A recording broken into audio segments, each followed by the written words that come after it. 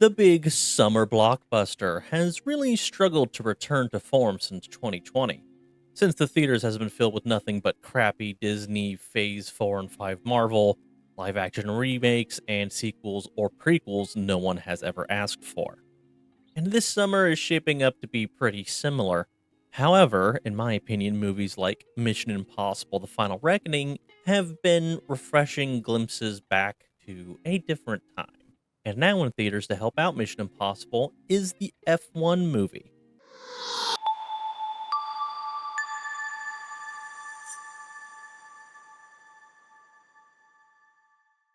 The F1 movie is a bare bones film with a classic sports movie structure.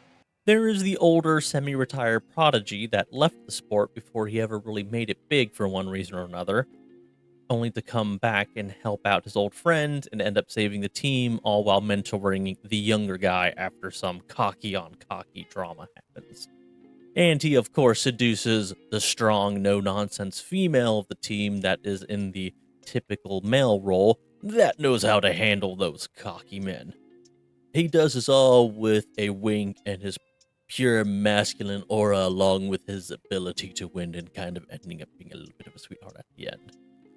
Because, winning in sports while being kind of a sweet asshole is always a panty dropper. It really is not an original concept, but it is an entertaining one.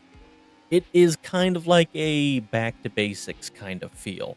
This movie is directed by, and I know it's not really how you say it, but Joseph Kosinski, the same man who directed Top Gun Maverick, which explains a lot about why it feels just so Top Gun. But also, it means that cinematography and the shots of the car are awesome, and they do a really good job giving you a sense of the high speed of the F1 car. It is a good popcorn movie, and you don't need to be a Formula One fan to be entertained by it. If you are a Formula One fan, however, that really knows their stuff, then you probably want to try to ignore everything you know and just be excited for the cameos. The movie never really gets into the rules of F1, and a lot of times it ignores all of those rules or stretches them in order to make it more of a Hollywood friendly movie. It also ignores a lot of the aspects of racing that isn't the race itself, like qualifying. Although it does get some of the more serious wrecks right in the fact that a lot of the time the races are really only exciting for one or two laps. Also that Max Verstappen might, throw a finger or two if you pull some of the bullshit Sonny was pulling in the movie. But overall, the real F1 was kind of kept to memes and references, and the story was mostly about the single team that is bottom of the grid and just wanting to win a single race in order to keep the money men happy and willing to keep the current ownership. The owner being Javier Bardem, and the ones doing the saving being Brad Pitt, Damson Idris, and Carrie Condon. Lord help me when it comes to names. The movie does a good job presenting the team driver rivalry between the older driver and the newer one, how they want to outdo each other, but also that they kind of have to actually work as a team in order to get anywhere. It also accurately portrays the importance of a single point, let alone a race win to the lower teams. The characters themselves are nothing too original or deep, but they're still good and work well for the story. I have heard some people complain that the female lead, Kate, just fell for Brad Pitt out of nowhere with a wink. These are kind of those annoying F1 fans mostly. Well, she didn't fall for him with a wink. This movie does a great job not just spelling shit out for the audience with cringe dialogue explaining everything. It is a more subtle dialogue that can be easily missed, and there are shared looks that can mean a lot. Sonny Hayes, played by Brad Pitt, started out as kind of an all-about-me kind of guy, but quickly started doing what was best for the team, which would occasionally mean putting his pride aside for the team, even if it means he could have won. Kate was attracted to this and the fact that overall he actually could win. Along with the fact that Sonny never questioned her capabilities as a female tech director. He just told her what he thinks needs to be improved with the car and just kind of let her handle tech stuff. Of course, didn't hurt that he was played by Brad Pitt. So some of you might have cringed at the women in STEM insert of Kate with the whole only female tech director in F1 thing.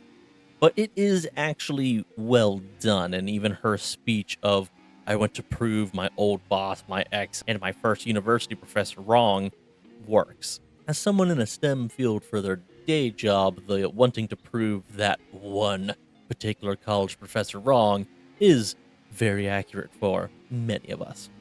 But anyways, let's get back to the movie and wrap this up.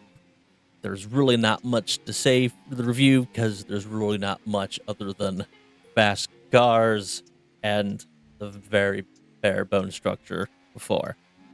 Team's underdog, they manage to do it, gets the girl along the way, someone tries to undermine them, youngster learns something from oldster, old man put some pride aside and ended up doing great things. But everyone lived happily ever after. The F1 movie really is just a bog standard sports movie that makes the sport look a lot more fun and exciting than it kind of tends to be. It has all the feel and cheese of a 90s film, but the IMAX look and sound really elevates it. If you do go see it, then absolutely see it in IMAX. I mean, that is if you want to see a good wild ride movie with great performances that gets enhanced with the IMAX seats and sounds that will make you feel more like you're in the car with Brad. And it's a fun ride, and it's worth going to help the theaters out if they need it. While I don't think I will ever watch it again, I do not regret going to the theaters to see it. And hopefully it is a success, because the theaters need it. I don't want it to get buried by like How to Train Your Dragon remake or the shitty new Jurassic Park and all the upcoming superhero movies. We need Hollywood to be brave and take some risks with the popcorn spectacle movie again. But of course, the movies still need to be good.